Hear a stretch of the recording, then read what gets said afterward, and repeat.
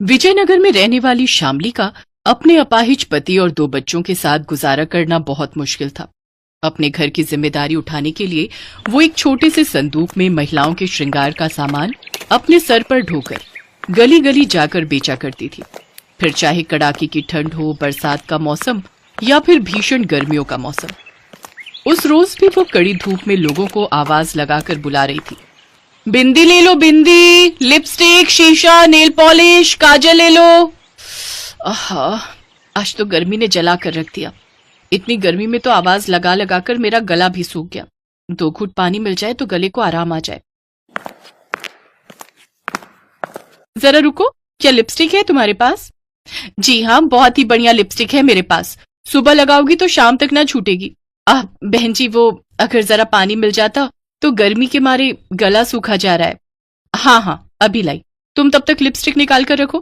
कुछ देर बाद औरत पानी लेकर लौटी। शामली काफी प्यासी थी, इसलिए एक ही सांस में सारा गिलास पानी का गटक गई। वाह, अब ठंडक मिली है। शुक्रिया दीदी। वैसे ये रही आपकी लिपस्टिक, पूरे 20 रुपए हुए। 20 तो बहुत ज्यादा है, मैं तो 15 ही दूंगी। क्यों मजाक करती हो दीदी, इतने की तो खरीद भी नहीं है। ले लो ना दीदी, मैं बहुत गरीब हूँ। सुबह से कड़ी धूप में इस पापी पेट के लिए भटक रही हूँ। अरे कम से कम तू इतनी शर्म तो रख कि मैंने तुझे मुफ्त में ठंडा पानी पिलाया है। 1 गिलास ठंडा पानी लेने बाजार जाएगी ना तो 5 रुपए से नीचे का गिलास नहीं मिलेगा। मैडम, मुझे पता होता कि आप पानी का भी मोल करेंगी तो मैं प्यासी रह जाती, लेकिन ये पानी नहीं पीती। चल जा यहाँ से, एहसान फरामोश कहेंगी। उस औरत ने शामली को वहां से भगा दिया। थकी हारी शामली घर पहुंची तो अपनी बेटी से बोली, रिया बेटी, 1 गिलास पानी तो दे दे। लेकिन माँ, घर में पानी तो है ही नहीं। नहीं है मतलब? आज पानी नहीं आया क्या? आया था माँ, लेकिन आपको पता तो है उस नल पर पानी की कितनी मारामारी रहती है। जब तक मेरा नंबर आया तब तक पानी जा चुका था। मैं कुएं से पानी निकालने गई तो उसमें भी थोड़ा सा पानी था, वो भी मिट्टी वाला, और उसमें मेंढक था, वो अलग, इसलिए मैं नहीं लाई। अगले दिन शामली घर से ये सोचकर निकली कि आज अच्छी कमाई हो जाएगी, लेकिन रास्ते में चलते वक्त एक गाड़ी वाले ने उसे टक्कर मार दी और उसका सारा सामान नीचे गिर गया। सत्यानाश, मेरा सारा सामान खराब हो गया। माफ करना बहन जी, मुझसे गलती हो गई। तुम्हें कहीं चोट तो नहीं आई ना? शरीर की चोट तो एक बार इंसान झेल भी ले, लेकिन किस्मत की चोट कैसे झेले? मेरा सारा सामान गिरकर टूट गया। पिछले 3 दिन से कमाई नहीं हुई। सारा दिन धूप में चल चल कर छाले पड़ गए पैर में। अब ऊपर से नुकसान हो गया, वो अलग। सुनकर दुख हुआ बहन। वैसे अगर तुम बुरा ना मानो तो तुम मेरे यहाँ काम कर सकती हो। कैसा काम साहब? दरअसल मेरी पत्नी को मरे हुए कई साल बीत गए। घर में जवान बेटी है, बिन माँ की बच्ची थी, इसलिए उसे ज्यादा लाड़ प्यार से पाला, लेकिन इन सब में वो काफी बिगड़ गई है। तुम्हें मेरे घर के कुछ काम करते हुए मेरी बेटी को सुधारने की कोशिश करनी है, और तनख्वाह के तौर पर 20,000 महीना दूंगा। 20,000 का नाम सुनते ही शामली की आंखें चमक उठी और वो झट से इस काम के लिए मान गई। मदन लाल ने उसे अपना पता दिया। कल से इस पते पर काम पर आ जाना। अगले दिन से शामली मदन लाल सेठ के यहाँ काम पर जाने लगी। उसकी इकलौती बेटी परिणीति बड़ी ही बदतमीज लड़की थी। सेठ ने उसे शामली से मिलवाया। कुछ देर बाद सेठ काम पर चला गया। तब परिणीति शामली से बोली, जो भी तुम्हारा नाम है, मैं नहाने जा रही हूँ, तो पीछे से मेरा कोई भी सामान टच मत करना, समझी? और तब तक मेरा ब्रेकफास्ट बना दो। शामली ने नाश्ता बनाकर तैयार कर दिया। उसके बाद घर की साफ सफाई भी कर दी, लेकिन तब भी परिणीति बाथरूम से बाहर नहीं आई। जब शामली बाथरूम के पास गई तो उसने देखा पानी बाथरूम से बाहर आ रहा है। ये देखकर शामली डर गई। परिणीति, तुम ठीक हो ना? जल्दी बाहर आओ। गुस्से में परिणीति बाहर आई। यू गंवार कहीं की, चैन से नहाने भी नहीं दिया। अगर आज के बाद ऐसा किया ना तो मैं तुम्हें नौकरी से निकाल दूंगी। लेकिन बाहर इतना पानी बह रहा था तो मैं इसलिए। हाँ तो बिल तुझे भरना है क्या? परिणीति, तुम इतना पानी नहाने में ही बर्बाद करोगी तो फिर कैसे चलेगा? हम गरीब लोग तो पानी की बूंद पीने को भी तरसते हैं। ये सुनकर परिणीति हंसने लगी और बोली, अंदर बाथिंग टब भरा हुआ है पानी से, जाओ और पी लो। ऐसे ही 20 दिन बीत गए।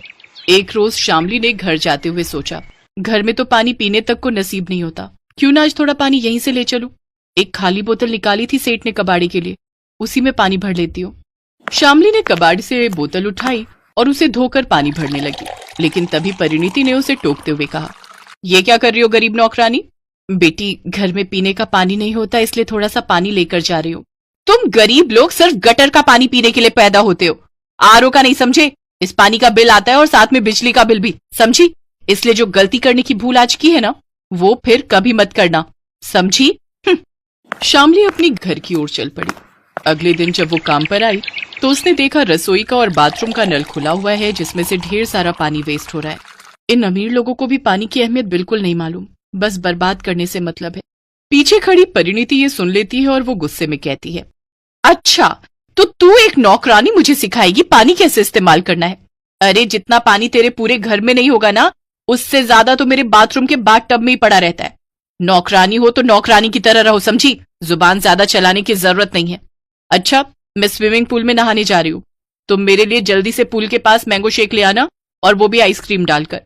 कुछ देर बाद शामली जब शेक बनाकर लेकर गई तो उसने देखा परिणीति पूल के पास बेहोश पड़ी है और उसके सिर से काफी ज्यादा खून बह रहा है। हे भगवान, लगता है पैर फिसलने से इनके सिर पर चोट लग गई और ये बेहोश हो गई हैं। शामली ने बिना देर किए जल्दी से ड्राइवर को बुलाया और परिणीति को लेकर वो अस्पताल गई। देखिए, इनका काफी खून बह चुका है, हमें खून की जरूरत पड़ेगी। आप मेरा खून ले लीजिए साहब, लेकिन मेरी लड़की को कुछ नहीं होना चाहिए। सेठ किसी जरूरी काम से शहर से बाहर था। शामली ने अपना खून देकर परिणीति की जान बचा ली। फिर पूरे 4 घंटे के ऑपरेशन के बाद परिणीति होश में आई। अरे तुम, मुझे यहाँ कौन लाया? तभी वो डॉक्टर वहां आया। तुम्हारी माँ बहुत अच्छी है, अगर ये तुम्हें समय रहते हॉस्पिटल नहीं लाती और अपना खून नहीं देती तो कुछ भी हो सकता था। शामली जी मेरी माँ नहीं है, लेकिन मेरी माँ से बढ़कर है। एक मैं हूं जिसने पानी तक नहीं दिया, खूब खरी खोटी सुनाई, लेकिन एक आप हैं जिन्होंने मुझे अपना खून दिया और मेरी जान बचाई। आप बहुत अच्छी हैं माँ, तुमने मुझे माँ कहा, सारे गिले शिकवे दूर हो गए बेटी। लेकिन आज मैं तुम्हें एक बात बताती हूँ, हम गरीबों के लिए पानी की कीमत खून से भी बढ़कर होती है। बेटी, आज के बाद पानी बर्बाद मत करना, उसकी कीमत समझना, क्योंकि कहीं तो लोग स्विमिंग पूल के मजे लेते हैं और कहीं तो हम जैसे गरीब पानी की बूंद बूंद के लिए भी तरसते हैं।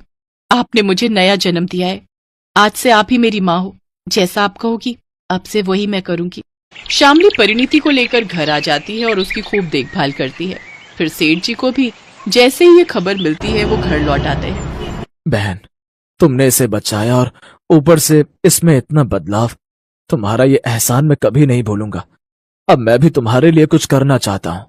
बाबा, अगर आप कुछ करना ही चाहते हैं तो शामली माँ के यहाँ नल लगवा दीजिए, इनके यहाँ पानी की बड़ी किल्लत है।